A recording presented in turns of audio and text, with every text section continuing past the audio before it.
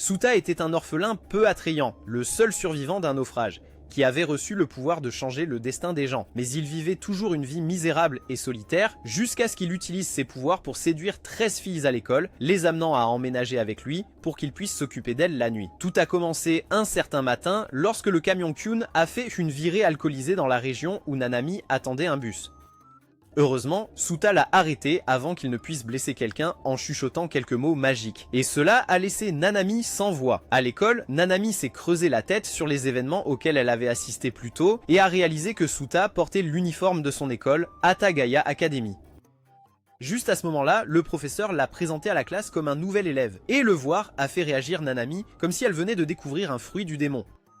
Le professeur lui a alors demandé de s'asseoir juste derrière Nanami et immédiatement, il s'est assis. Nanami a commencé à l'effrayer avec un regard effrayant. Pendant une période libre, Nanami a regardé un camarade de classe maladroit essayer de devenir l'ami de Suta, mais Suta a écrasé ses espoirs en lui disant qu'il était déjà un maître de la séduction. Quand une fille s'est approchée de lui pour devenir sa partenaire de danse de chambre, il l'a rejetée froidement et a également refusé l'offre de rejoindre l'équipe de baseball proposée par 2 nerds du sport de manière similaire. Nanami l'a appelé sur le toit de l'école où elle lui a demandé franchement d'expliquer pourquoi il regardait toujours le haut de la tête des gens avant de répondre à leurs questions. Il a essayé de nier ses accusations, mais elle a fait remarquer qu'à cet instant même, il fixait aussi le haut de sa tête. Elle a évoqué l'incident du camion et l'a accusé d'avoir fait quelque chose d'étrange pour arrêter le camion. Mais il a essayé de changer de sujet en parlant de dessins animés, alors elle lui a donné un coup de tête. Quand elle lui a demandé ce qu'il faisait, il a expliqué qu'il avait la capacité de voir quelque chose appelé des drapeaux et de dire aux gens comment les renverser. Pendant l'incident du camion, il a chuchoté à l'oreille d'un gars qu'il ne conclurait jamais une affaire commerciale et cela a détruit un drapeau de la mort qui planait au-dessus de sa tête, ce qui a permis au camion de reprendre le contrôle à la dernière seconde. Quand elle a demandé si c'était lié à ses réponses dures en classe, il a révélé qu'en rejetant les offres de leurs camarades de classe stupides, il avait brisé un drapeau d'amitié dans le cas du garçon et un drapeau de romance dans le cas de la fille. Nanami a commencé à rire en se moquant de ses déclarations, alors il est devenu sérieux et lui a dit qu'il voulait être seul parce que le malheur frappait quiconque s'approchait trop de lui. Il lui a dit de s'éloigner de lui pour qu'elle soit en sécurité, mais elle a soutenu qu'il essayait seulement d'éloigner tout le monde. Il a évoqué un paquebot qui a coulé dans un accident récent et a essayé de prouver son point en révélant qu'il était le seul survivant de l'événement, mais elle a interrompu son histoire triste en lui mettant les doigts dans les yeux. Elle lui a crié d'arrêter de faire sa diva et lui a demandé si elle avait des drapeaux sur la tête. Quand il a confirmé que ce n'était pas le cas, elle a dit qu'il n'y en aurait jamais parce qu'elle n'avait aucun sentiment spécial pour lui et a proposé une sorte d'amitié où ils se critiqueraient brutalement lorsque l'un d'eux dépasserait les bornes. Elle a terminé son argumentaire en lui disant doucement de ne pas avoir l'air si déprimé et il a répondu en la qualifiant de personne gentille, ce qui les a amenés à se présenter officiellement. Pendant le déjeuner, alors qu'ils mangeaient ensemble sous un arbre, une fille joyeuse nommée Akane s'est approchée d'eux. Suta a remarqué qu'elle portait un drapeau d'amitié et n'a pas perdu de temps avant de se comporter comme un clown devant eux. Elle a demandé si elle pouvait déjeuner avec Suta, mais il a brisé son drapeau d'amitié en rejetant son offre. Il a été surpris avec Nanami par le fait que son ambition continuait de se régénérer, car elle persistait à les inviter à déjeuner malgré ses multiples refus. Quand il a finalement accepté son offre, elle a révélé que Nanami était la princesse du royaume de Bladefield et Nanami a expliqué qu'elle avait été envoyée à l'étranger pour ses études malgré le fait que sa famille était très pauvre. Akane a décidé de commencer une amitié proche avec eux deux et lorsque Nanami et Suta l'ont observée en classe, ils ont remarqué qu'elle était une personne très amicale et humble, ce qui était le contraire de Suta. Akane les a rencontrés après l'école, alors Suta a demandé pourquoi elle aimait traîner avec lui malgré son aura négative. Elle a donné une réponse loufoque sur le fait qu'elle ne pouvait pas abandonner les chats errants et a désespérément demandé à Suta de devenir un ami proche. Ils ont pris un bus jusqu'à la maison de Suta et les filles ont crié quand elles ont vu qu'elle ressemblait à une décharge. Il les a emmenées dans sa chambre qui était la cachette de l'éboueur, mais Akane était toujours excitée car c'était la première fois qu'elle était dans la chambre d'un garçon. Elle a révélé qu'elle avait toujours voulu être amie avec Nanami, et quand Nanami a demandé pourquoi, elle a dit qu'elle la voyait comme un chien errant. Les femmes! Sa blague fit rire Suta à gorge déployée, ce qui lui fit vraiment plaisir. Alors elle lui souhaita un bonheur infini, ce qui le fit quitter la pièce par embarras. Juste à ce moment-là, Nanami a demandé à Akane pourquoi elle était attirée par Suta et elle a répondu qu'elle se sentait triste pour lui car pendant ces années passées, sa seule amie lui avait été enlevée. Parce qu'elle n'avait pas pu sauver son amie, elle sentait qu'elle pouvait sauver Suta, ce qui reviendrait à se sauver elle-même aussi. Nanami a mentionné la déclaration précédente de Suta, selon laquelle le malheur frappait quiconque s'approchait de lui et a supposé qu'Akane pourrait être une exception à cette règle en raison de ses souhaits positifs pour lui. Quand il était temps pour Akane de rentrer chez elle, elle s'est rendue compte qu'elle avait oublié quelque chose dans la chambre de Suta, alors elle est retournée le chercher. Juste à ce moment-là, un signe de danger est apparu au-dessus de sa tête, alors Suta a commencé à poser des questions à Nanami au sujet de leur conversation précédente. Quand il a entendu parler de son histoire, il s'est précipité désespérément dans le bâtiment car il savait que les signaux de mort liés au décès passé étaient les plus difficiles à renverser. Quand il l'a rattrapée, un trou s'est ouvert dans le sol, la faisant tomber dans son sous-sol. Là, il a remarqué que son signal de mort s'assombrissait, alors il lui a dit toutes sortes de mots réconfortants dans le but de le renverser, mais rien n'a fonctionné. Quand elle lui a dit quelques mots réconfortants, un petit drapeau de romance est apparu sur sa tête, et il savait que la seule façon de renverser un drapeau de mort dans ce cas était de rendre le drapeau de vie plus fort que celui-ci. Il l'a embrassé, et le drapeau de mort sur sa tête s'est transformé en drapeau de romance, alors qu'elle criait de surprise avant que Nanami ne fasse irruption et ne lui donne un coup de pied au visage. Plus tard dans la soirée, Suta a remarqué que sa tête lui faisait encore mal à cause du coup de pied de Nanami, et quand il s'est regardé dans le miroir, il a vu un énorme présage de mort planer au-dessus de sa tête. Il y a quelque temps, Suta se détendait sur un bateau lorsque sa sœur est venue lui dire de se faire un ami. Il a dit que c'était impossible parce que personne ne voulait s'associer à un perdant puant et qu'il préférait faire la sieste toute la journée avant qu'un chapeau ne lui vole au visage. Il a rencontré la fille propriétaire du chapeau nommée Sakura et a joué une partie d'échecs avec elle. De nos jours, Suta a rencontré Nanami en classe qui était toujours en colère contre lui à cause de l'histoire du baiser et a expliqué que c'était une tentative pour sauver la vie d'Akane. Akane est venue et a dit qu'elle était plus que prête à faire d'autres bisous avec Suta, ce qui a fait apparaître un autre drapeau de romance sur sa tête. À ce moment-là, une fille étrange est entrée dans la classe tenant une cuillère de cuisine et Suta l'a immédiatement reconnue comme étant son ancienne amie, Kakuno. Elle s'est jetée sur lui d'une manière bizarre avant de lui dire combien elle s'était inquiétée pour lui depuis qu'elle n'avait pas pu le contacter lorsqu'elle a entendu que le navire de ses parents avait disparu. Lorsqu'il a mentionné sa sœur, elle avait l'air confuse car elle pensait qu'il était fils unique, alors il a réalisé qu'elle ne se souvenait pas de sa sœur pour une raison étrange. Nanami a interrompu leur fête en projetant Suta contre le mur, ce qui a conduit Kakuno à expliquer qu'ils étaient amis d'enfance et qu'ils s'étaient séparés il y a 2 ans lorsque Suta a changé d'école. Quand elle a remarqué que Suta était fatiguée, elle l'a fait se reposer sur ses genoux devant toute la classe et cela a donné envie à tous les garçons autour de courir à travers un mur de briques.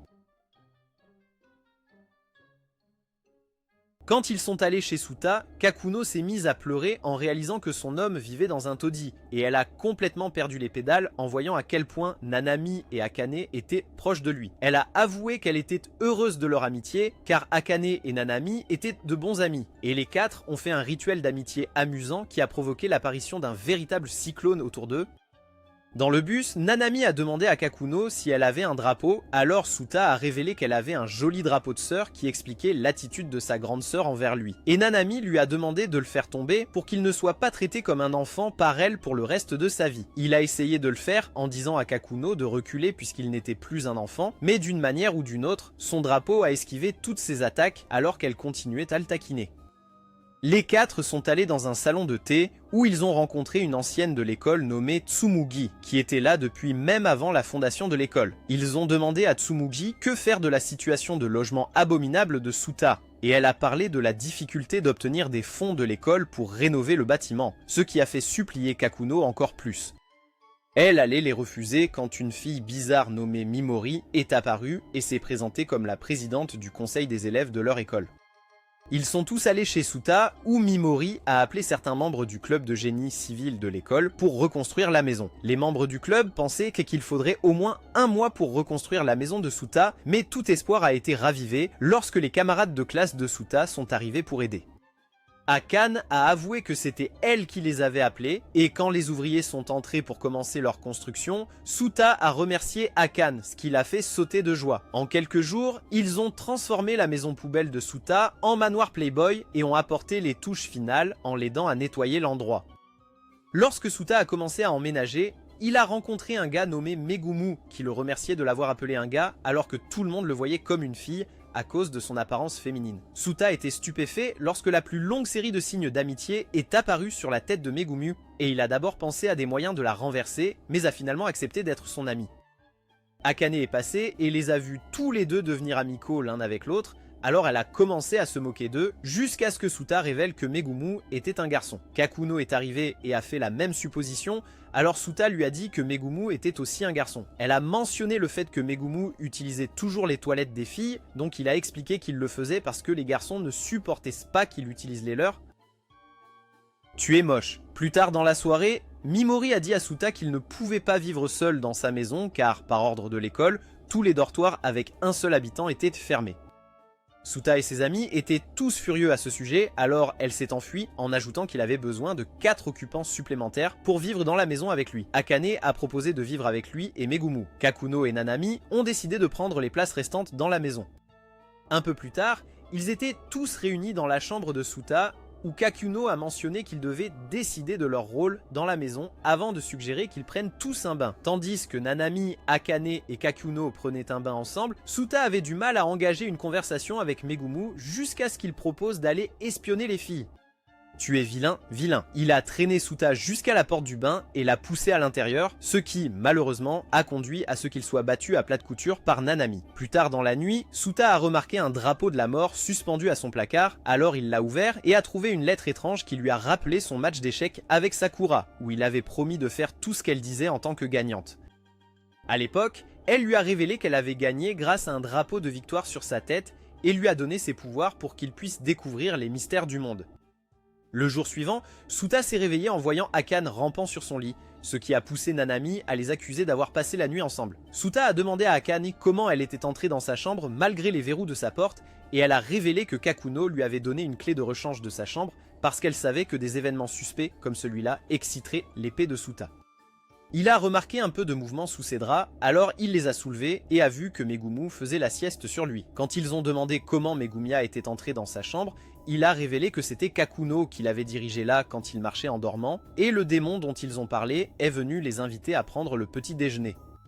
Leur petit moment de jeu a été interrompu par le bruit d'un hélicoptère à l'extérieur qui a déposé une grande chambre de confinement dans leur jardin.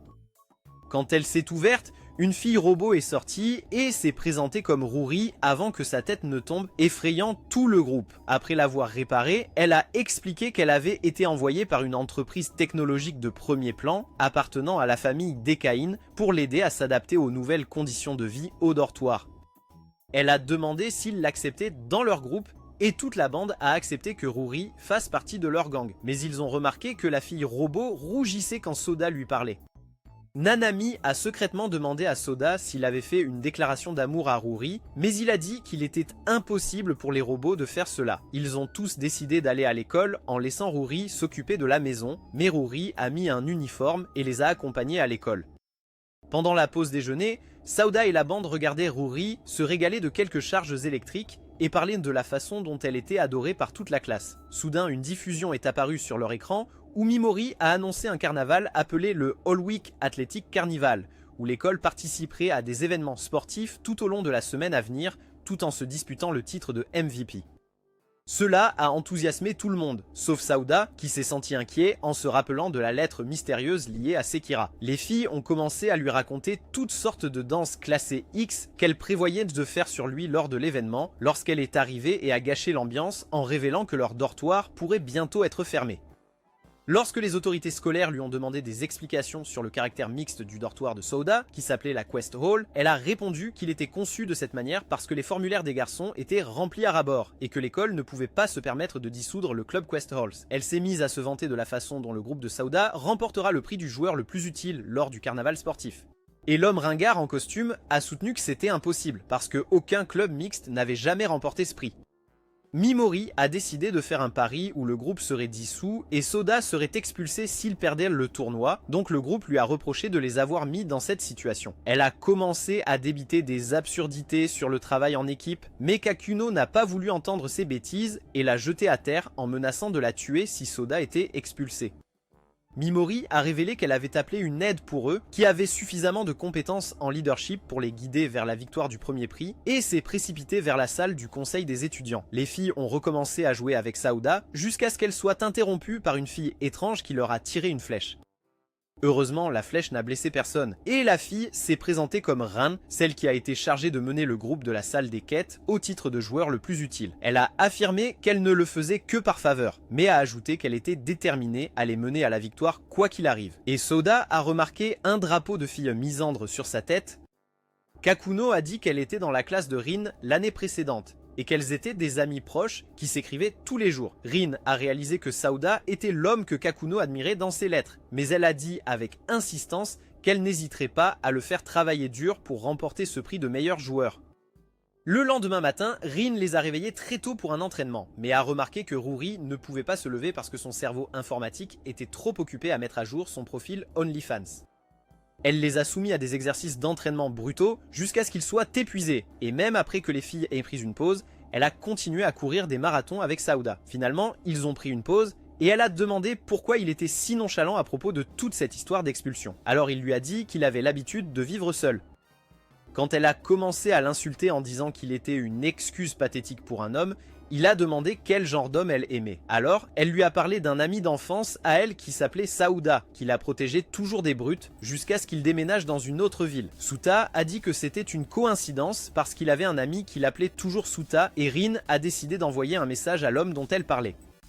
Suta a reçu un message sur son téléphone, ce qui lui a fait réaliser qu'il était celui dont elle parlait, et ils se sont poursuivis jusqu'à ce que Rin glisse, le forçant à la retenir.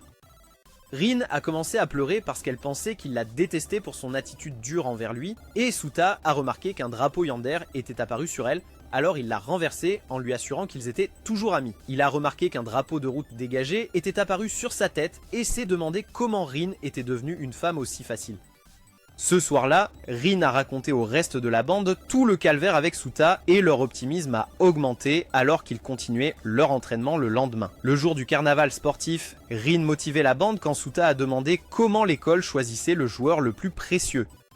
Rin a dit que cela serait basé sur le nombre total de points gagnés, ce qui incluait des points pour gagner des événements et des points pour exceller dans le travail d'équipe, ce qui était bien plus élevé que les points normaux. Rin a assigné chaque membre du groupe à participer à différents jeux, et Nanami a perdu son calme quand elle a vu les nombreuses activités prévues pour cet événement sur une feuille de papier. Mimoru a fait les commentaires de l'événement aux côtés de Tsumugi, et elle a annoncé qu'elle mettrait en avant l'événement qui mérite le plus d'attention. Elle a annoncé que le premier événement, qui était une compétition d'arts martiaux, s'est terminé par une victoire parfaite pour Rin, qui se tenait au sommet d'une tour des corps qu'elle a abattue. Pendant ce temps, Ruri a remporté quelque chose appelé un concours toute catégorie, pour avoir émis une haute fréquence, ce qui a fait que les chats se sont rassemblés autour d'elle. Rin a félicité Nanami pour avoir obtenu la première place dans quelque chose appelé un concours de course de princesse, où elle s'est déguisée en princesse pour faire un marathon. Quand il était temps pour un événement appelé tournoi de tir au but, Nanami a expliqué à Rin qu'il s'agissait d'un événement où les concurrents devaient tirer et arrêter des centaines de tirs au but. Nanami craignait que ce soit trop pour Suta, mais cela s'est avéré être parfait pour lui car des drapeaux de football sont apparus sur la tête des joueurs adverses, ce qui lui a indiqué où plonger pour arrêter les tirs au but. Kakuno a félicité Suta pour être arrivé en finale et ils ont été interrompus lorsque l'écran a montré que Megumu avait établi un nouveau record sur la piste. Rin a expliqué que Megumu avait participé aux championnats nationaux d'athlétisme chaque année au collège, mais pour une raison quelconque, il avait choisi de rejoindre le club d'économie domestique au lycée plutôt que le club d'athlétisme. Akane est arrivée sur un cheval qui dégageait une aura de Jojo et a affirmé qu'elle venait de gagner une compétition d'équitation avant de lui proposer de l'accompagner à sa prochaine compétition. Suta a refusé son offre, mais les filles l'ont forcé sur le cheval, alors ils sont partis ensemble. Ce soir-là, ils ont célébré le fait qu'ils étaient en tête des chars, et Rin leur a dit de rester vigilants car des événements étaient prévus pour minuit et le lendemain matin. Suta a quitté la pièce quand les filles se disputaient pour lui et est allé à la salle de bain où il s'est rafraîchi et s'est rappelé qu'un immense présage de mort planait au-dessus de sa tête. Lors de la finale du concours de tir au but, Suta était trop distrait pour bien lire son adversaire, donc il n'a pas réussi à sauver le dernier penalty et ils ont perdu cette compétition. Ce soir-là, Rin a mentionné que l'équipe était maintenant en 8e position dans le classement général, ce qui était mauvais pour eux car ils étaient à un jour de la finale et Akane a dit qu'il devait travailler pour éviter que Suta ne soit expulsé. Ruri a rencontré Suta dans un endroit privé où il lui a révélé qu'il allait bientôt mourir et a ajouté qu'il avait peur parce que sa mort ferait de la peine à tout le monde à leur dortoir. Il pensait que quitter l'école avant de mourir serait plus facile pour eux, alors il a demandé à Ruri de s'occuper du gang quand il partirait. Ruri a demandé s'il y avait un moyen d'éviter sa mort, et il a répondu qu'il n'y avait aucun moyen pour lui d'utiliser sa capacité à éviter le drapeau de la mort sur lui-même. Il se souvint soudain du contenu de la lettre, et en la lisant à haute voix, un réglage sur le système de Ruri fut activé, la transformant en une nouvelle superforme. Elle lui demanda s'il voulait connaître les secrets qui se cachent derrière le monde, et il comprit que Sakura était la personne qui l'attendait dans le royaume mystérieux où elle voulait l'emmener. Il a demandé où se trouvait la première porte de ce royaume. Alors elle a activé un programme holographique qui les a transportés dans un monde alternatif où ils étaient tous des personnages de fantasy. Nanami était une princesse chevalier, Akane était un mage, Ruri était un ninja, et Suta ne pouvait pas reconnaître la personne mystérieuse qui était habillée en clerc. Nanami les a conduits à travers la maison jusqu'à ce qu'ils atteignent la première porte, et quand la porte s'est ouverte, Suta a vu la silhouette d'une fille mystérieuse qui a dit que Suta finirait par découvrir la vérité sur le monde. Il a repris connaissance dans le monde réel où Ruri l'a informé que le programme qu'il venait de regarder avait été mis à jour pour la dernière fois par une fille nommée Ruri dans les années 1990. Suta ne savait pas s'il pouvait faire entièrement confiance aux données qu'il avait reçues, mais a réalisé qu'il serait trop dangereux pour lui de quitter la salle de quête si la première porte existait vraiment. Il savait que rejoindre la première porte était le seul moyen de survivre à son drapeau de mort, ce qui garantirait que personne ne souffre, alors il a demandé à Ruri de l'aider dans sa mission. Ruri lui a répondu positivement et il a été stupéfait de voir qu'un drapeau d'amitié était apparu sur la tête du robot. Le dernier jour du festival sportif, Nanami était préoccupé par l'épreuve finale qui était un parcours d'obstacles par équipe, mais Suta lui a dit qu'il avait déjà assuré la victoire pour eux tous. Pendant le parcours d'obstacles, chaque membre de l'équipe de Quest Hall a excellé dans sa partie en se souvenant des mots affectueux que Suta leur avait dit avant l'événement, ce qui a déclenché leur drapeau de victoire. Quand Nanami a commencé à se vanter de ne vouloir perdre face à personne, Suta a dit qu'il ne savait pas comment déclencher son drapeau de victoire et a réalisé que Nanami n'en avait jamais manifesté un depuis qu'ils se connaissent. Lorsque Rin a passé le ruban à Suta et Nanami, ils ont couru sur la piste et ont surmonté chaque obstacle jusqu'à ce que Nanami se blesse légèrement dans un accident en essayant de protéger Suta. Elle a décidé de continuer, mais il ne leur a pas fallu longtemps pour perdre leur avance.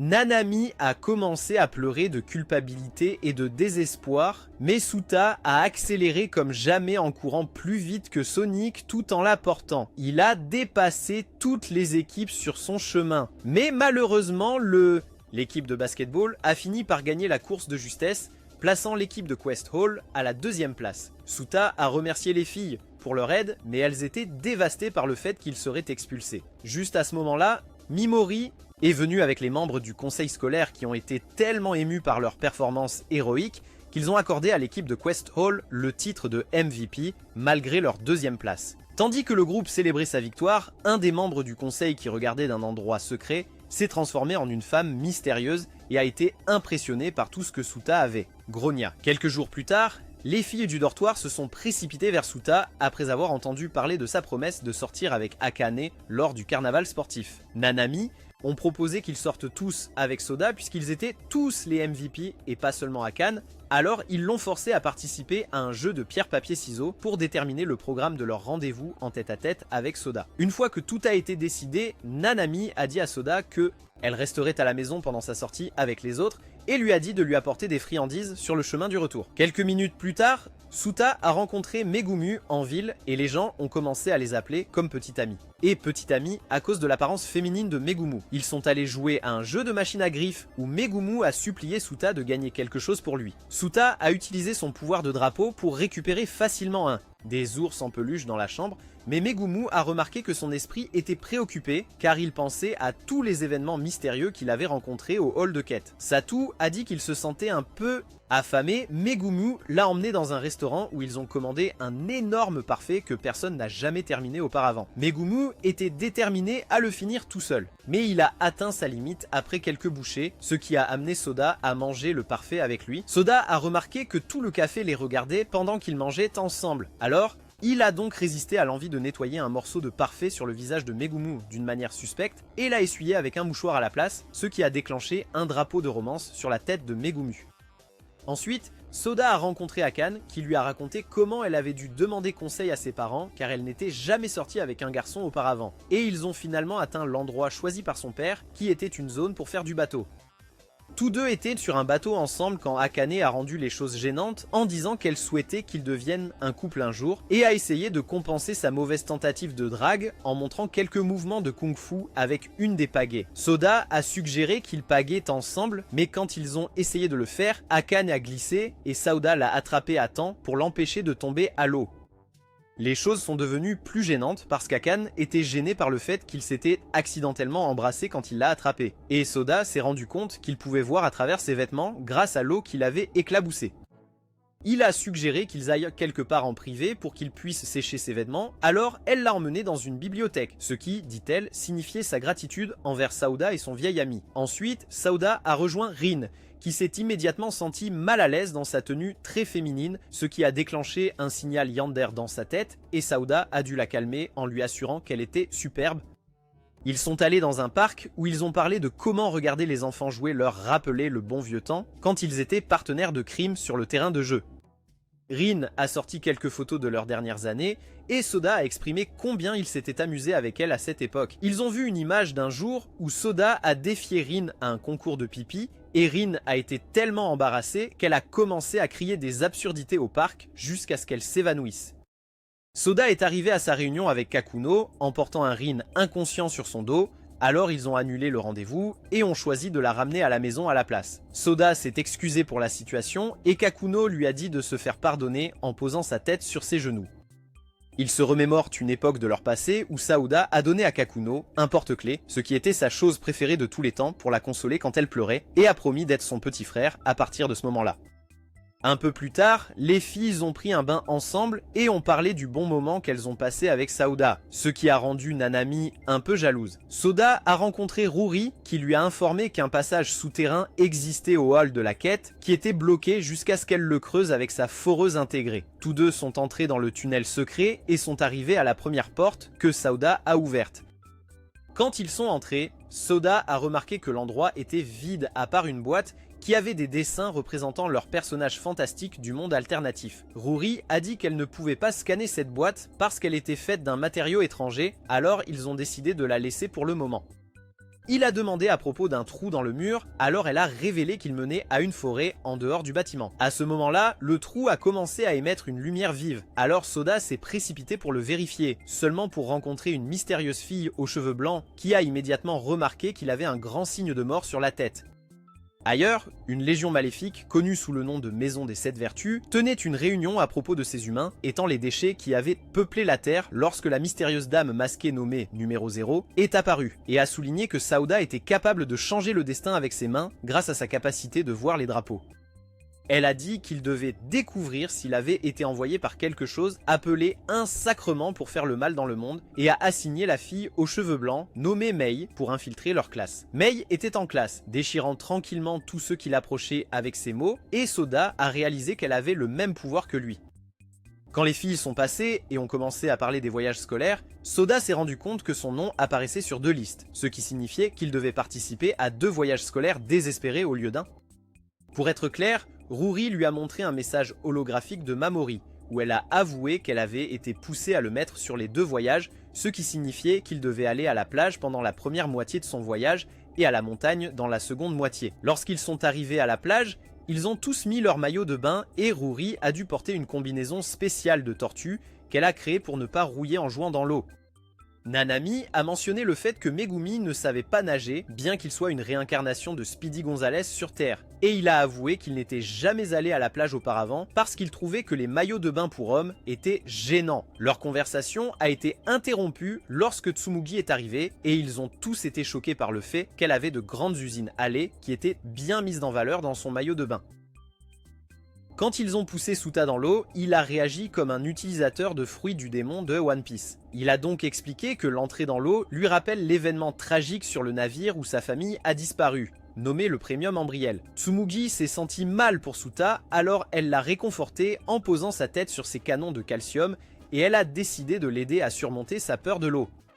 Ses efforts pour le guider ont échoué, alors ils ont décidé de prendre une petite pause. Suta était assis sur un banc à proximité lorsqu'une fille étrange est venue et lui a donné une boisson qui avait un goût de sueur de chien. Malgré le fait qu'il ait immédiatement recraché la boisson, il a décidé de la soutenir quand même, mais a remarqué un drôle de drapeau sur sa tête, ce qui indiquait une histoire autour d'un point de l'intrigue.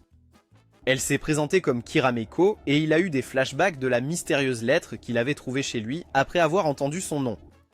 Quand ils sont retournés à l'école, Akane a pleuré en apprenant que Suta était hanté par des souvenirs tragiques qui l'empêchèrent de nager. Alors Tsumugi les a taquinés en les appelant un vieux couple marié. Suta a demandé si Tsumugi avait toujours été de petite taille. Alors elle leur a montré une vieille photo où elle était bien plus grande et a dit qu'ils finiraient tous par devenir des personnages chibi en vieillissant.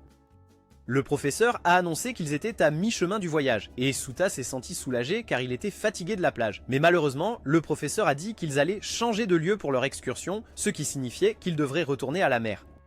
Suta est arrivé à la plage avec Akane, Kakuno et Rin, mais il ne savait toujours pas nager pour sauver sa vie. Les filles se sentaient mal pour lui, mais il les a motivées à s'amuser sans lui. Et quand elles sont parties, Kirameiko est revenue.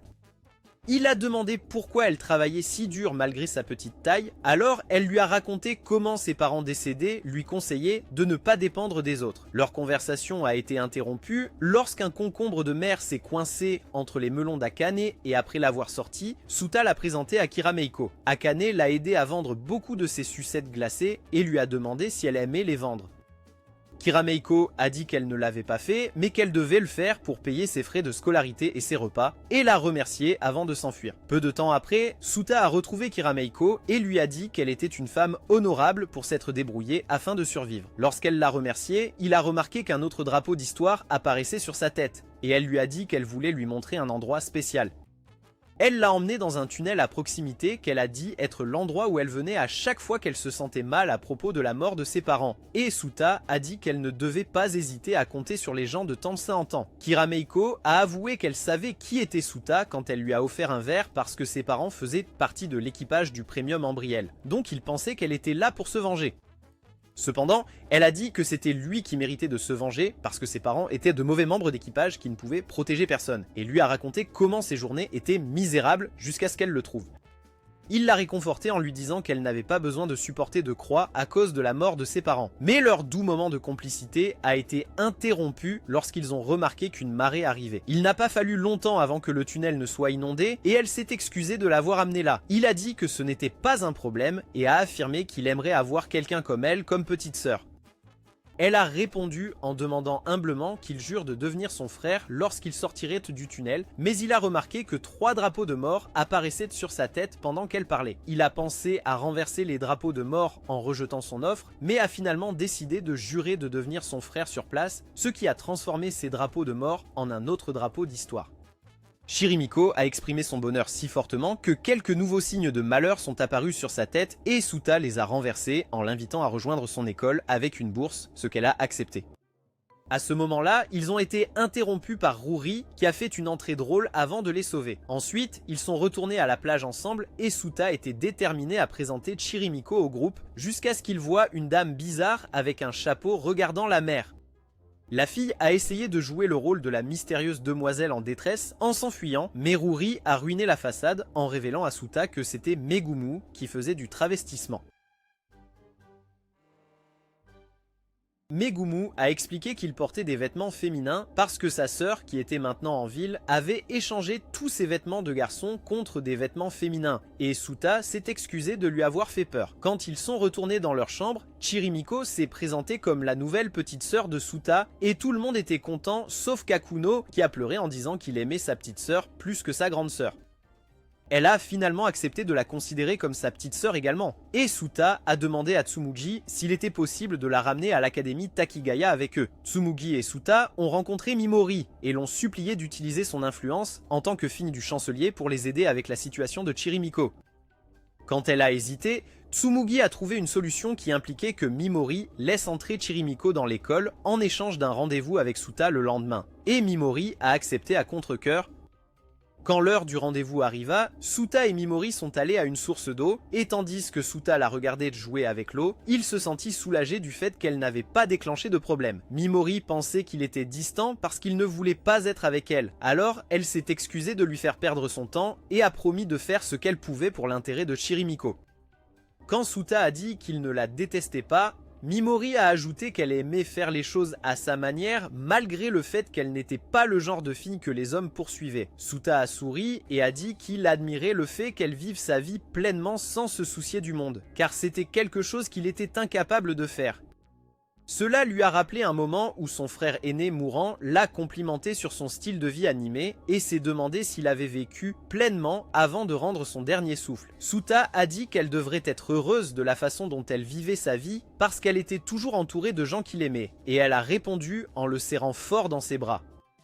Elle a juré qu'elle le rendrait heureux, et cela a fait apparaître un drapeau romantique étrangement formé sur son front alors qu'elle jurait timidement d'être toujours à ses côtés, quoi qu'il arrive.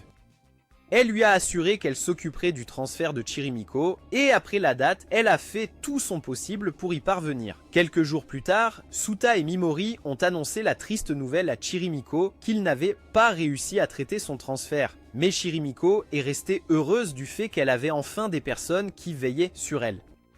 Un peu plus tard, le groupe est retourné au hall de quête où ils ont été stupéfaits de voir Chirimiko les attendre. Suta a demandé comment elle était arrivée là, alors elle a révélé qu'elle avait été amenée au dortoir par Mei, qui était également dans le bâtiment.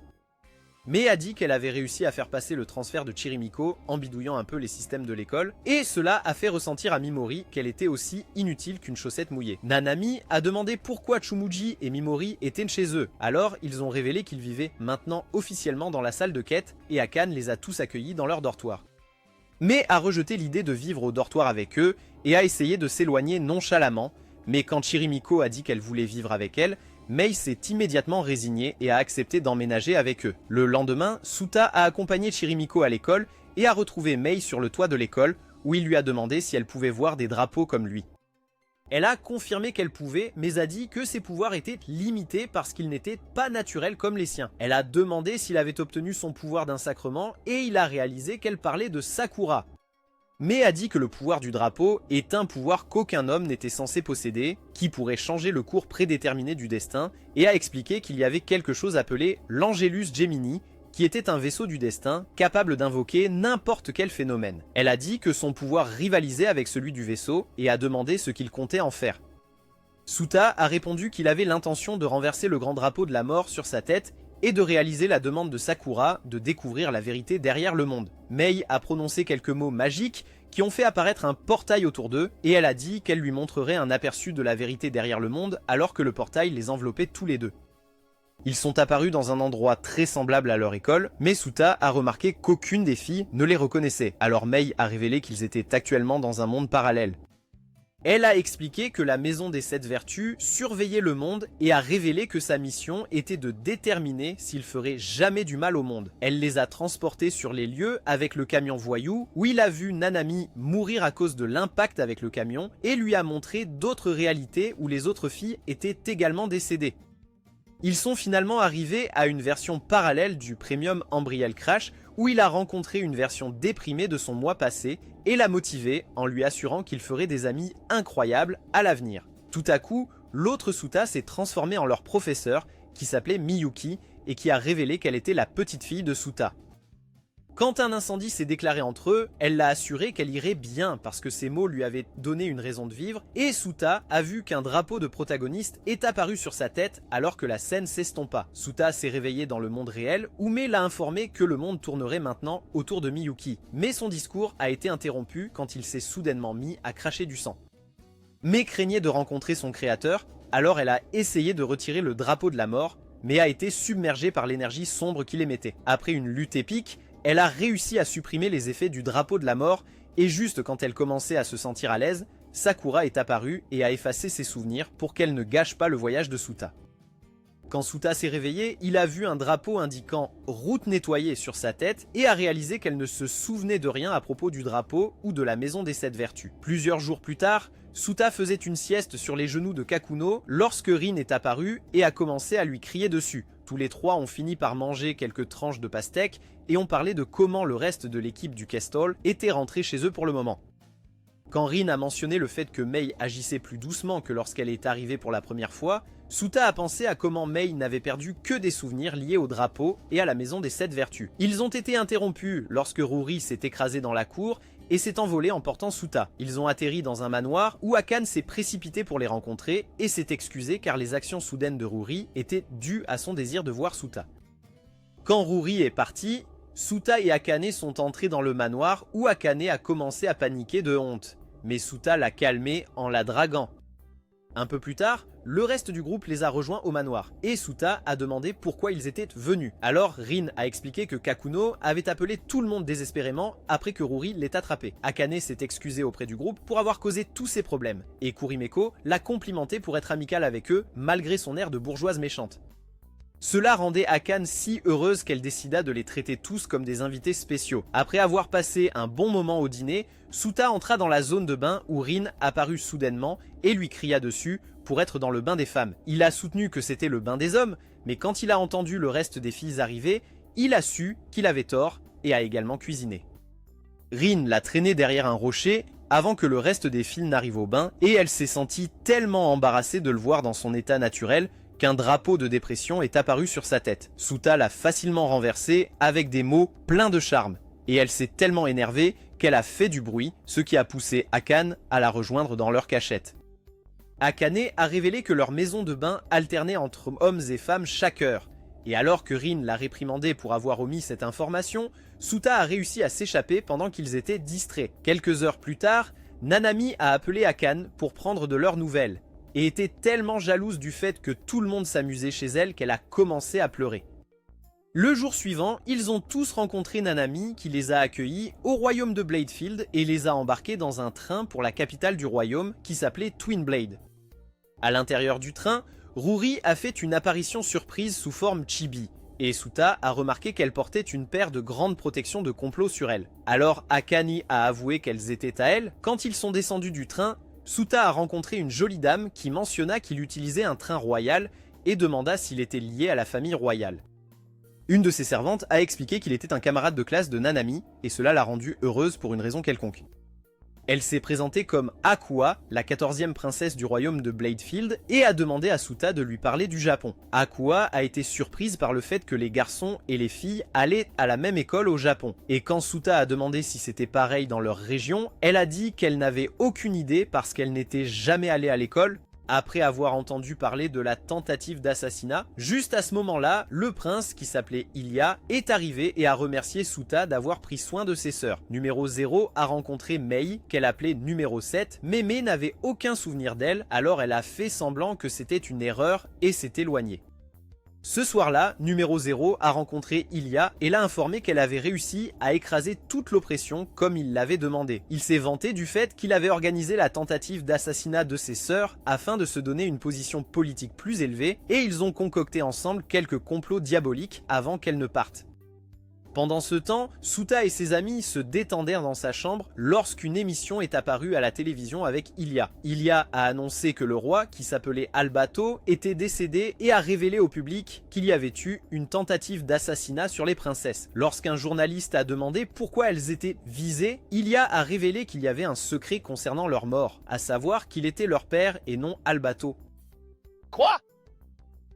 Il a ajouté qu'elle lui succéderait en tant que reine.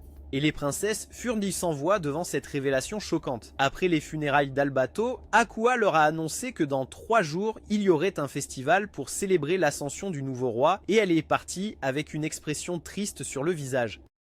Le jour du festival, tout le monde s'est bien amusé jusqu'à ce qu'un groupe d'agents vienne chercher Suta et Megumu. Après avoir forcé Suta à enfiler un costume, Ruri a expliqué qu'il avait été choisi pour être un interprète lors de l'événement et les filles ont perdu la tête quand elles ont vu Suta et Megumu défiler comme un couple marié. Ensuite, Suta a rencontré Akua, qui a commencé à lui avouer son amour d'une manière qui a fait apparaître un drapeau de relation sérieuse au-dessus de sa tête. Suta était figée après avoir entendu ces mots et elle a finalement adopté un ton plus sérieux en évoquant le fait que tout le monde dans la ville semblait heureux malgré le décès du roi. Suta a expliqué que c'était une façon de célébrer la vie et a dit qu'Albato aurait préféré qu'elle soit aussi de bonne humeur avant qu'il ne soit interrompu par l'arrivée du reste de l'équipe. Ce soir-là, Suta pensait à la fin des vacances d'été quand il a ressenti un étrange signal qui l'a conduit à une tablette mystérieuse. Numéro 0 est apparu et s'est présenté avant de révéler que la tablette contenait l'histoire de la première et fondatrice reine de Bladefield. Dans cette histoire, il y avait une princesse qui a sauvé le royaume des démons en levant une bannière royale de lumière. Elle a été tuée par l'un des démons, et le garçon qui est devenu la bannière royale a utilisé le pouvoir pour sauver les princesses plutôt que de préserver sa propre vie. À la fin, il est devenu une bannière royale et n'a jamais plus été humain, devenant ainsi un symbole hissé comme un drapeau par les héros et les princesses de leur royaume. Suta ne pouvait pas croire à quel point l'histoire était similaire à son propre scénario et il a eu peur en réalisant que cela pouvait être un présage de ce qui allait lui arriver. Numéro 0 a demandé s'il serait prêt à tout sacrifier pour le monde et Suta a commencé à être hanté par des fantômes dans son esprit qui l'ont poussé à mourir. Elle est allée plus loin en lui disant qu'elle aime le monde au point qu'elle déferait une princesse de la bannière royale pour le sauver et il a compris que c'était elle qui avait ordonné la tentative d'assassinat. Elle a ajouté qu'elle se sacrifierait pour sauver le monde et lui a demandé s'il ferait la même chose. Suta a montré de l'indécision, alors elle est partie en disant qu'elle obtiendrait certainement une réponse de lui la prochaine fois qu'ils se rencontreraient. Quelques jours plus tard, Akua s'est présentée en classe comme une princesse et tous les garçons autour ont immédiatement été charmés par elle. Après les cours, Suta a retrouvé Megumu et ils ont parlé du prochain festival de l'école qui était le plus grand événement de l'année scolaire. Ils ont été interrompus lorsque Akua a apporté des formulaires pour que Suta les signe, qu'elle prétendait être des demandes pour être sa maîtresse. Cependant, lorsqu'il a signé les formulaires, toute la classe a célébré et révélé qu'il s'agissait de candidatures pour le concours de beauté de l'école pour les filles de Quest Hall qui ont déclaré qu'elles ne participeraient pas si Suta ne les soutenait pas. Pendant le dîner ce soir-là, Tsumugi a dit à Suta qu'il devait maintenant aider les 9 filles également maintenant qu'il les avait soutenues et la motiver à profiter pleinement du festival. Il a fait pratiquer à la fois Akua et Megumi en portant des costumes de soubrette, mais quand il s'est approché de Nanami pour l'aider à se préparer, elle a dit qu'elle n'était pas intéressée à participer au concours. Il a demandé pourquoi elle lui avait demandé de la soutenir pour cela au départ, et elle a répondu que c'était parce qu'elle ne voulait pas se sentir exclue. Les femmes... Akane avait du mal à garder son calme lorsqu'un photographe essayait de prendre une photo d'elle pour faire une affiche de concours, alors Suta est venue pour la calmer. Elle a fini par sourire après quelques mots risqués de Suta, alors le photographe a donné l'appareil photo à Suta pour qu'il prenne la photo à la place, et les choses se sont bien passées cette fois-là.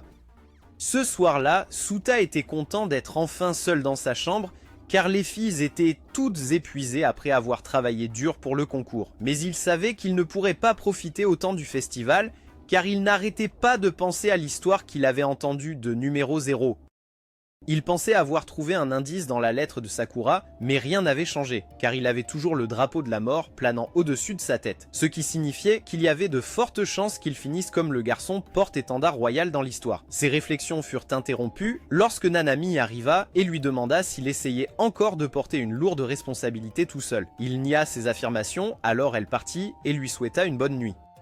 Le jour du festival, les responsables du club de radiodiffusion, Fyu et Yoshiko, ont excité la foule en annonçant que le concours de Miss Hatagaya allait commencer. Ils ont ensuite présenté les juges, dont Tsumugi, qui était la légendaire et incontestée Miss Hatagaya, Kurumiko, qui était trop occupée à vendre des glaces pour être à la table des commentateurs, et bien sûr Suta. Quand le concours a commencé, ils ont annoncé que le numéro d'entrée 1 était Akane, qui s'est présentée avant de déclarer audacieusement qu'elle aimait Suta lorsqu'elle est montée sur scène. Rin, Kakuno et le reste des candidats ont également annoncé qu'ils aimaient Suta lorsqu'ils sont montés sur scène, sauf Nanami, qui a reproché à Suta de l'avoir forcé à participer au concours. La deuxième étape du concours était une compétition de natation où les filles portèrent des t-shirts par-dessus leur maillot de bain et Suta a reçu un pistolet à eau pour rendre leur chemise transparente. Tu sais quelle heure il est? Il a commencé par asperger un peu d'eau sur Kakuno et voyant combien cela l'a excité, les autres filles ont demandé à être aspergées aussi. Un par un, Suta a aspergé un peu d'eau sur les squats du Quest Hall et tout était amusant jusqu'à ce qu'il en asperge un peu sur Nanami, qui l'a mis KO avec un coup de karaté en réponse. Ils ont participé à d'autres formes de compétition, y compris un concours de cuisine, un karaoké et un quiz. Et à la fin, ils étaient tous ex aequo avec 1000 points chacun. Quand ils ont ajouté les points des juges, ils étaient toujours à égalité, mais à 2200 points par candidat. Et Tsumugi a dit que c'était parce qu'elle les voyait tous aussi bons les uns que les autres. La compétition finale était un concours de déclaration d'amour passionné, où chacun d'eux devait ouvrir son cœur à Suta. La première participante était Nanami, qui lui a dit qu'elle ne l'aimait pas quand ils se sont rencontrés à cause de son apparence pathétique, mais elle a admis qu'elle le voyait maintenant comme une personne admirable. Suta était tellement émue par le fait qu'elle pensait à lui que ses yeux sont devenus une cascade. Les autres filles étaient si émues qu'elles ont toutes abandonné et Nanami a été officiellement déclarée gagnante du concours. Le prix était un rendez-vous au festival scolaire avec Suta et elle en a certainement profité au maximum en se gavant de tous les aliments de fête foraine disponibles.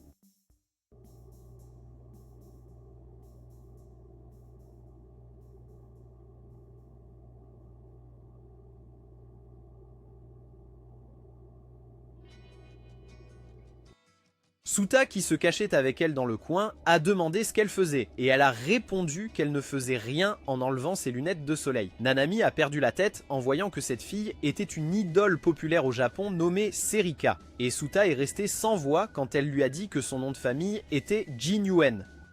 Nanami a poursuivi en lui racontant comment Serika avait vendu plus de 10 millions de CD, comment chaque magazine qui la met en couverture se vend 5 fois mieux que la moyenne, et comment elle est une habituée des émissions de télévision. Elle s'est emballée un peu plus avant de la présenter officiellement à Suta, mais le stupide puceau a répondu qu'il n'avait jamais entendu parler d'elle. Serika a remercié Nanami de lui avoir prêté son uniforme, mais l'esprit de l'adoratrice maladroite était en train d'imploser à cause de l'adorabilité de Serika. Elle a dit qu'elle le lui avait donné pour qu'elle puisse se déguiser parmi les étudiants tout en se cachant de ses poursuivants, et son cerveau s'est surchauffé lorsque Serika l'a serré dans ses bras en réponse. Suta a demandé ce que Serika faisait là, alors Nanami l'a informé qu'elle était là pour un concert live spécial qui aurait lieu le dernier jour du festival. Elle a demandé à Serika pourquoi elle était venue, même si ce n'était pas encore le dernier jour, et Serika a répondu qu'elle était venue pour voir la scène tout en profitant du festival. Nanami a proposé de lui faire visiter le festival, et en partant, Suta a réalisé que Serika était un personnage de l'histoire sur la bannière royale. Les trois ont fait de nombreuses activités amusantes ensemble, et ensuite, Serika a grondé Suta parce qu'il draguait toutes les autres filles de la Quest Hall, malgré le fait d'être en rendez-vous avec Nanami. Suta a mentionné qu'elle était venue voir la scène et l'a dirigée vers celle-ci. Nanami a réconforté Serika en disant que tout le monde à l'école attendait son concert avec impatience. Et Serika lui a dit qu'elle aimait se produire sur de petites scènes d'école comme la leur parce que cela lui rappelait ses débuts en tant qu'idole. Elle a continué à raconter comment le festival de son collège utilisait un gymnase décoré comme scène. Et à l'époque, elle était d'abord trop timide pour bien chanter, mais elle a reçu de la motivation de la foule qui n'arrêtait pas de l'encourager, ce qui l'a fait pleurer. Pendant ses premiers mois, elle se sentait inutile et doutait d'avoir du talent, car elle savait que le travail d'une idole était de faire sourire les gens, mais c'était souvent l'inverse pour elle. Lors d'une de ses crises passées, un gars avec un sweat à capuche lui a tendu un mouchoir pour essuyer ses larmes et l'a motivée en lui disant que la musique qu'elle faisait donnait de l'espoir aux gens. Le gars à capuche était évidemment Suta, et quand elle lui a demandé si elle pouvait encore réussir, il l'a rassurée en lui faisant remarquer qu'elle avait un drapeau de succès sur la tête. Quand elle a raconté cette histoire à Suta et Nanami, ils sont restés sans voix car ils ont réalisé que c'était Suta qui avait fait de Serika ce qu'elle était. Serika a dit qu'il était temps pour elle de partir et a invité les deux à voir son concert avant de s'enfuir. Après son départ, Nanami a essayé de tuer Suta pour avoir caché le fait qu'il avait déjà rencontré Serika et il a expliqué qu'à l'époque, il n'était pas vraiment lui-même parce qu'il traversait une période difficile. Il a dit qu'il l'avait rencontré le jour où il avait prévu de mettre fin à ses jours. Et à l'époque, ce qui l'a poussé à l'aider, c'était le désir de faire une bonne action avant de quitter ce monde. Il a dit qu'il n'avait pas fini par se suicider et a affirmé que ce qu'il avait fait pour Serika n'avait pas d'importance parce qu'il le faisait pour sa propre satisfaction et non pour l'aider elle. Nanami l'a réconforté en lui rappelant qu'il a quand même fini par aider Serika en lui donnant une chance d'être heureuse avant de changer de sujet et d'essayer de lui mettre une claque pour s'être rapproché de Serika. Ce soir-là, Nanami a annoncé à l'équipe de la salle de quête que le dernier jour du festival était le lendemain, et les filles ont toutes montré les jolis costumes qu'elles prévoyaient de porter à la fête dansante du festival. Ruri a mentionné une légende qui dit que tout couple qui danse ensemble pendant cet événement resterait ensemble pour toujours. Alors ils ont tous commencé à se battre pour avoir le droit de danser avec Suta. Suta a remarqué qu'un drapeau de partenaire de danse apparaissait sur toute leur tête, alors il a promis de danser avec chacun d'eux pendant la fête. Le lendemain, Serika est montée sur scène en tenue complète d'idole et a remercié tout le monde d'être venu au concert, ce qui a rendu la foule folle d'elle. Elle leur a parlé de la façon dont elle s'est fait un nouvel ami et est tombée amoureuse de leur école avant de les informer que le concert allait être diffusé à tous ses fans à travers le monde. Suta était particulièrement content de cela, car cela signifiait qu'elle était enfin devenue quelqu'un capable de réunir les rêves des gens grâce à sa musique. Saraka chercha Nanami dans la foule, et quand elle vit Suta, elle le reconnut enfin comme l'homme à capuche qui maintenait ses rêves en vie. Elle a commencé à chanter sa chanson préférée de Taylor Swift, et la foule regardait avec admiration. Suta a remarqué qu'un drapeau lumineux apparaissait sur sa tête, et des mini-drapeaux lumineux apparaissaient aussi sur les têtes de ses fans, qui se rassemblaient tous autour d'elle. Suta a été stupéfait lorsqu'il a vu apparaître un drapeau lumineux sur son corps, et il a réalisé qu'il existait des personnes dans le monde capables d'effacer toute l'obscurité de son cœur avec de l'espoir. Lorsqu'il a essayé d'embrasser le drapeau lumineux, toute l'arène s'est figée et le numéro 0 est apparu par surprise. Suta a été surpris de voir des chiffres apparaître sur le corps de tout le monde autour de lui, et Zero lui a dit que c'était parce que ses pouvoirs grandissaient à un rythme si rapide qu'il surchargeait le serveur. Elle a révélé qu'ils étaient dans un monde parallèle qui a été créé par la Maison des 7 Vertus pour s'opposer à l'Angelus Gemini qui était entièrement composé de données. Elle a expliqué que tout a commencé lorsque le système de gestion du monde, l'Angelus Gemini, est devenu incontrôlable et ce n'était qu'une question de temps avant que le monde ne soit contrôlé par l'ordinateur. Zero a dit qu'elle était choquée qu'il soit resté calme malgré toutes les choses folles qu'elle a révélées, et Suta a répondu qu'il ne pouvait en douter à cause du drapeau de vérité qui se dressait sur sa tête.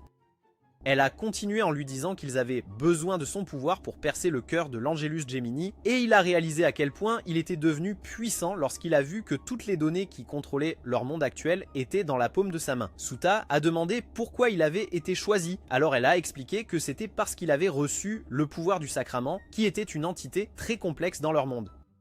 Suta a finalement tout compris, mais il savait qu'il n'avait pas le pouvoir d'éviter le destin tragique qui l'attendait. Il se demanda pourquoi Sekura lui avait donné ce pouvoir au départ. Il demanda à Zero ce qui arriverait au monde, et elle lui révéla que la prochaine fois que ses pouvoirs deviendraient incontrôlables, le monde ne se contenterait pas de se figer, mais il s'effondrerait complètement tant qu'il existerait. Cela a fait réaliser à Suta qu'il ne pouvait pas rester dans ce monde beaucoup plus longtemps.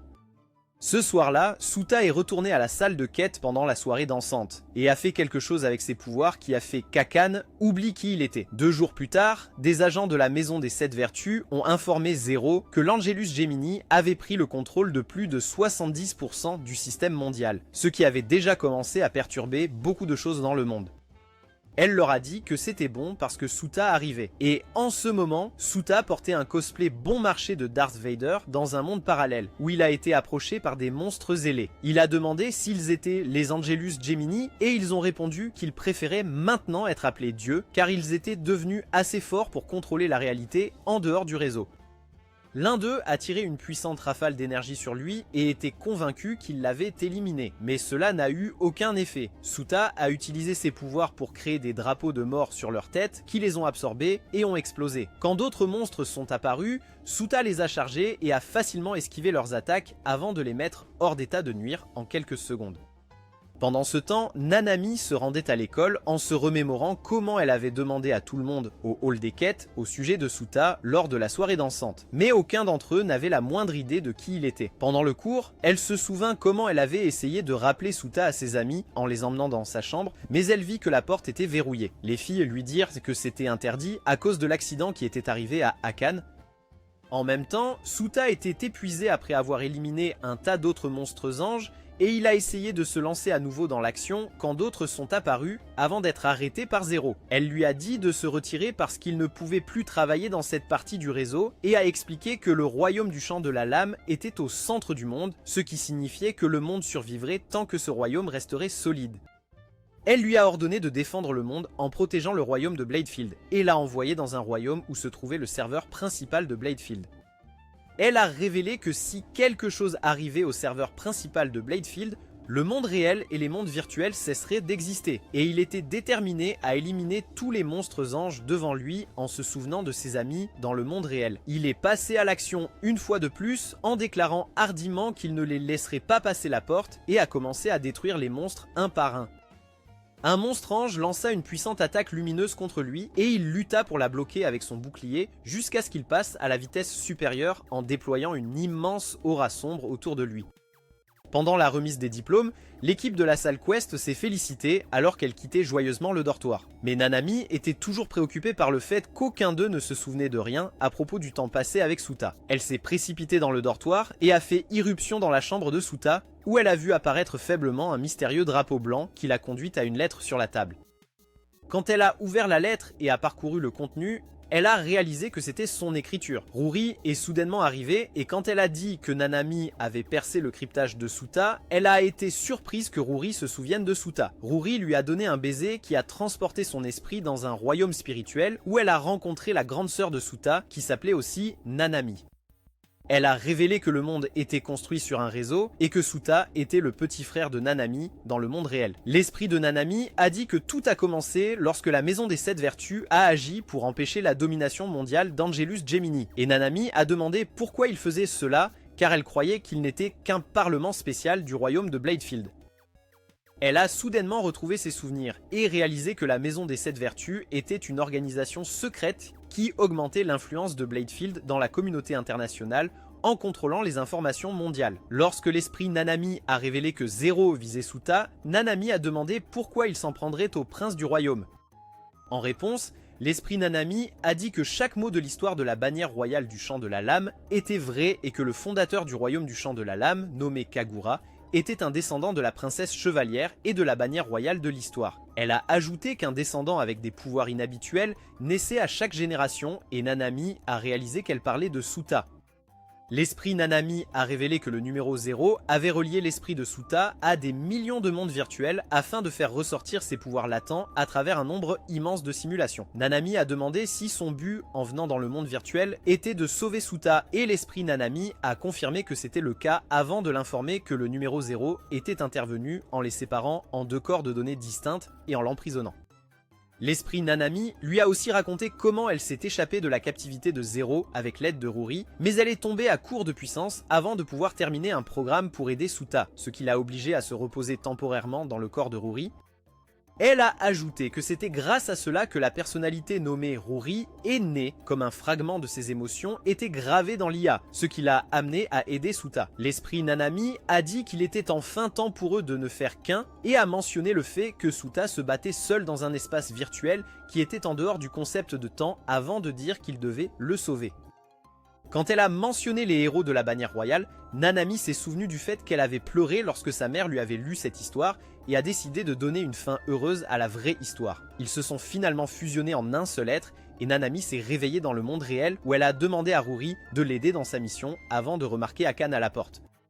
Les larmes aux yeux, Akane a avoué qu'elle savait qu'elle oubliait quelque chose d'important et Nanami lui a demandé de l'aider aussi. Alors elle a accepté. Nanami l'a remercié et a remarqué que toute l'équipe de Quest Hall était dans la région, ce qui l'a rendue heureuse. Ils sont entrés dans le tunnel secret d'avant, où Nanami a parlé de Suta et a dit à Akua que c'était son grand frère. Ils ont tous posé leurs mains sur la boîte mystérieuse qui avait les personnages de l'histoire dessinés dessus, et cela leur a fait retrouver leurs souvenirs de Suta avant de manifester un drapeau géant qui les a recouverts d'une aura. En même temps, Zero complimentait Suta après les corps juniors, tous les monstres dans la région, quand il a soudainement commencé à voir des drapeaux de défaite. Quand les monstres ont répondu, il a commencé à réfléchir à des moyens de les vaincre, jusqu'à ce que l'Ambriel Premium fasse une apparition soudaine et les réduise en miettes. Nanami est apparue en costume de chevalier, et le reste des filles est arrivé habillé en tenue fantastique, tandis qu'elles déclaraient qu'elles étaient là pour le sauver. Suta a été tellement submergé par l'émotion qu'il a commencé à pleurer. Et alors que les filles se lançaient dans la bataille, il se demandait pourquoi elles étaient venues pour lui. Les filles criaient toutes les bonnes choses que Suta leur avait jamais dites, alors qu'elles utilisaient leur pouvoir magique pour abattre les monstres angéliques un par un.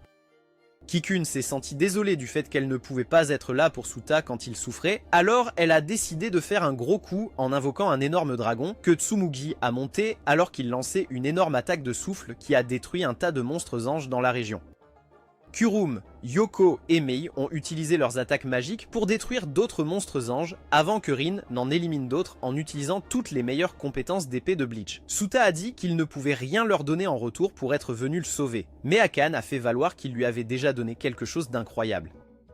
Elle a expliqué qu'elle se sentait toujours vide à l'intérieur après avoir perdu son ami, jusqu'à ce qu'elle rencontre Suta et passe du temps avec lui. Elle a avoué qu'elle aimait Suta et il a souri alors qu'elle se lançait dans la bataille. Zero a eu du mal à croire que les filles détruisaient réellement les monstres anges, car ils n'étaient que des entités virtuelles dans un monde virtuel. Tout à coup, les monstres anges ont commencé à fusionner leurs auras en un anneau massif et Suta a identifié leurs auras fusionnées comme étant le drapeau du boss final. Quand il s'est manifesté sous la forme d'un énorme monstre majestueux, il a réalisé que c'était la véritable forme de l'Angelus Gemini. L'Angelus Gemini a tiré une puissante rafale de lumière qui a éliminé toutes les filles et Suta a riposté en se précipitant dessus avec toute sa force. Il a été arrêté par une énorme explosion et s'est demandé comment il pouvait arrêter ce monstre de détruire le monde avant de se souvenir du symbole de mort qu'il portait. Suta a soudainement senti quelque chose couler en lui et s'est mentalement transporté sur les lieux de l'accident du Premium Ambriel. Quelques filles étaient avec lui et toutes craignaient pour leur vie, mais il les a assurées qu'elles survivraient avant de remarquer une fille étrange dans le coin. Quand le bateau a commencé à trembler, il a attrapé la main de la fille et a couru vers une autre partie du bateau où elle s'est présentée comme le démon de la place. Suta a été surpris quand elle a appelé son nom, mais avant qu'il ne puisse demander comment elle le savait, un homme écrasé par une charge a crié à l'aide. Lorsque Suta est allé le sauver, un incendie s'est déclaré dans la zone, ce qui a provoqué l'effondrement du bâtiment sur Suta. L'homme a dit qu'il allait chercher de l'aide en s'enfuyant et le démon de la place est revenu quelques instants plus tard pour lui dire que personne ne venait le sauver.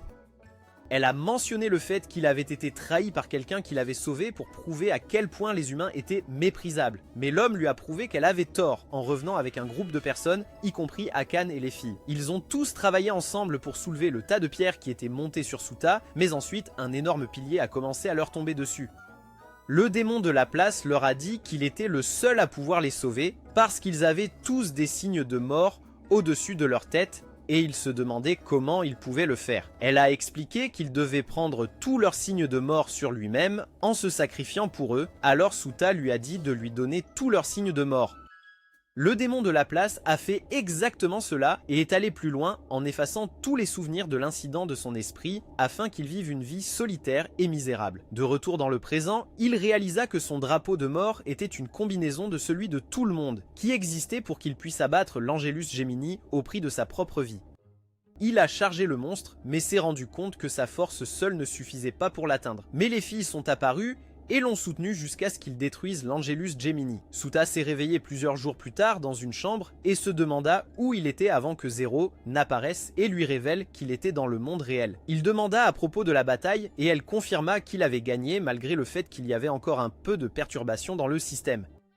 Elle a avoué qu'elle avait connecté son esprit à plusieurs mondes virtuels et l'avait utilisé pour vaincre l'Angelus Gemini. Zero a encore ajouté que le sacrament et le démon de la place étaient des émotions que l'Angelus Gemini avait abandonnées lorsqu'il a commencé sa domination mondiale, lesquelles ont été simulées par la Maison des Sept Vertus avec les mondes virtuels afin de trouver un moyen de combattre l'Angelus Gemini.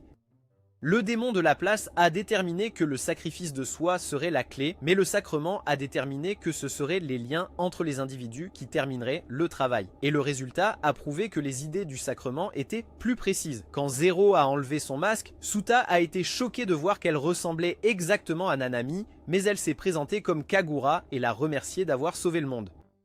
En partant, elle lui a dit qu'il était le seul à détenir les souvenirs de la bataille et de tout ce qui s'était passé dans le monde virtuel, ce qui signifiait que les filles ne se souvenaient pas de leur grand moment Avengers Assemble. Quand Suta est revenu à la salle de quête, il a rencontré Akane qui n'avait aucun souvenir de lui et s'est présenté à elle. Tous deux ont commencé à explorer le dortoir jusqu'à ce qu'elle atteigne l'endroit où elle avait eu un accident la dernière fois et que Suta ait réussi à la sauver en la tenant fermement. Lorsqu'il a dit qu'il était heureux qu'elle soit en sécurité, elle l'a remercié de l'avoir sauvée à nouveau et il a réalisé qu'elle avait retrouvé la mémoire de lui. Pendant ce temps, Sacrament et le démon de la place regardaient depuis un arbre et discutaient de la beauté du monde, plus belle qu'ils ne le pensaient. Pensez-vous que Suta découvrira un jour qu'il est le petit frère de Nanami? Faites-le nous savoir dans les commentaires. C'est tout pour la vidéo d'aujourd'hui. Si vous aimez les récapitulatifs d'animes comme celui-ci, regardez cette vidéo ici.